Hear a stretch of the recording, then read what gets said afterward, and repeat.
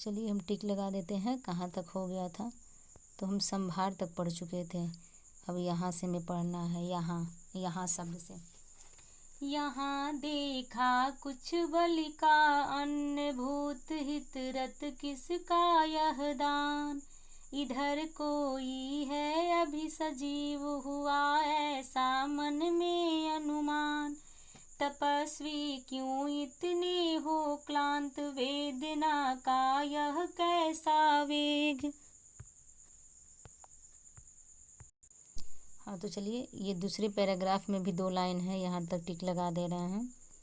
उद्वेग तक पढ़ना है। पीछे पेज पर आप पढ़े हैं, पिछले पेज पर, फिर उसके बाद अगले पेज पर 2 लाइन है, तो इसको भी देख लीजिए। आह तुम कितने अधिक हताश, बताओ यह कैसा उद्वेग। तो यहाँ आप प्रसंग में आप लिख दीजिएगा, इसके प्रसंग में कि प्रस्तुत काव्य पंक्तियों में श्रद्धा मन को बताती है कि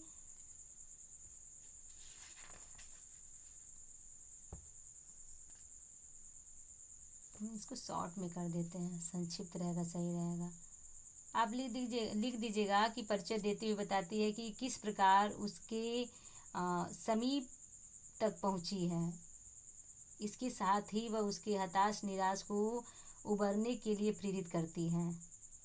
यानी ऐसे लिखिएगा कि इन पंक्तियों में श्रद्धा मन को अपना परिचय देते हुए बताती है कि वह किस प्रकार उनके समीप तक पहुंची है, उनके पास पहुंची है, और इसके साथ ही वह उनके हताशा निराशा से उबरने के लिए प्रेरित भी करती है। ठीक है,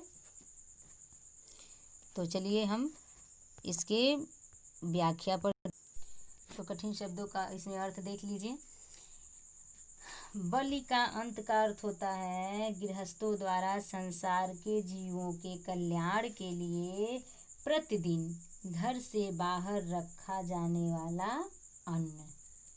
इसको हम बलि का अन्न कहते हैं। फिर से देख लीजिए, बलि का अन्न किसको कहते हैं? जो गृहस्थ आश्रम में रहते हैं, खेती का काम करते हैं, उनके लिए कहा गया कि उनके द्वारा संसार के जीवों के कल्याण के लिए प्रतिदिन घर से बाहर रखा जाने वाला अन्न। आप देखे होंगे कुछ लोग होते हैं किसी छोटे से पात्र में छत पर रख देते हैं, कहीं चावल रहता है तो कहीं गेहूँ तो कहीं धान, या भोजन करने से पहले लोग निकाल कर रख देते हैं चिड़ियों के लिए, कौवे के लिए, या कुत्ता के लिए, बिल्ली के लिए, ऐसे होता है। तो वही बात इसमें कहा गया है। फिर भूत हित रत, इसका मतलब होता है जीवों की भलाई में लगा रहना। क्लांत का अर्थ होता है दुख या मुरझाया हुआ। उद्वेग का अर्थ होता है क्षोभ या दुख या चिंता कह सकते हैं।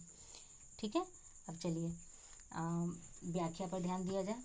इसमें कहा गया है यहाँ देखा कुछ बलि का अन्न।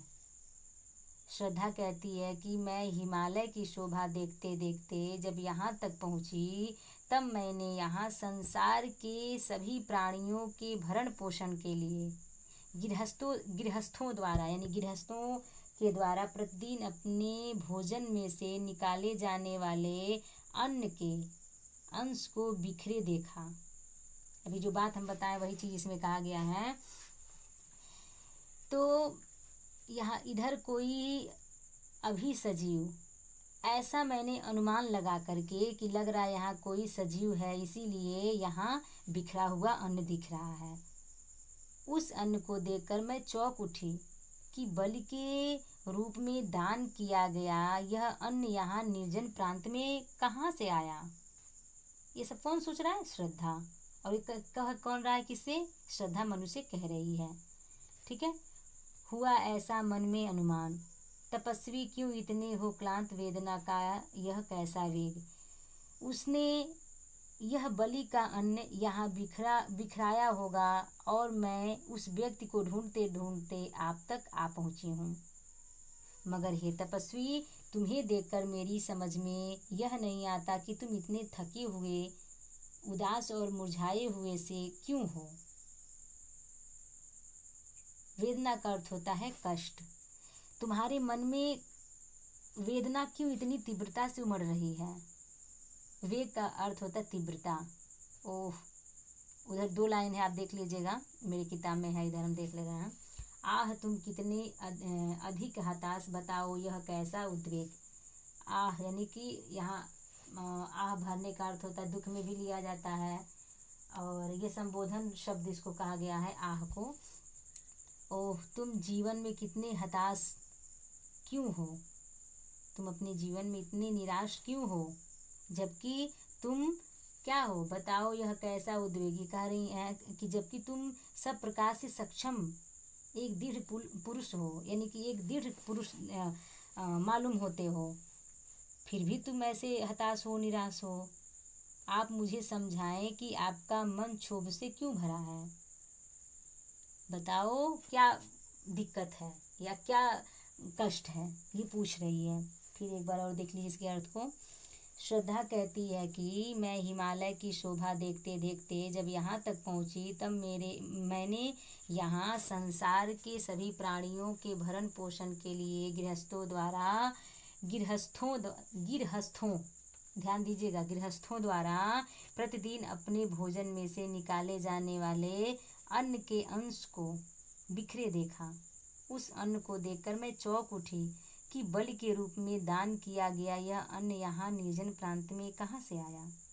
तब मैंने अनुमान लगाया कि यहाँ आसपास में कोई जीवित व्यक्ति अवश्य रहता होगा, उसी ने यह बलि का अन्न यहाँ बिखराया होगा, और मैं उस व्यक्ति को ढूंढते ढूंढते आप तक आ पहुँची हूँ। मगर हे तपस्वी, तुम्हें देखकर मेरी समझ में यह नहीं आता कि तुम इतने थके हुए हो, उदास और मुरझाए हुए से क्यों हो। तुम्हारे मन में क्या वेदना, क्यों इतनी तीव्रता से उमड़ रही है, तुम्हारे अंदर वेदना। ओह तुम जीवन में इतने निराश क्यों हो, जबकि तुम सभी प्रकार से सक्षम हो, दृढ़ पुरुष हो। आप मुझे बताएं कि आपका मन क्षोभ से क्यों भरा है। क्षोभ माने दुख। श्रद्धा के बौद्धिक एवं वाक चातुर्य को बड़ी कुशलता से स्पष्ट किया गया यहाँ पर। ठीक है, चलिए आगे बढ़ते हैं।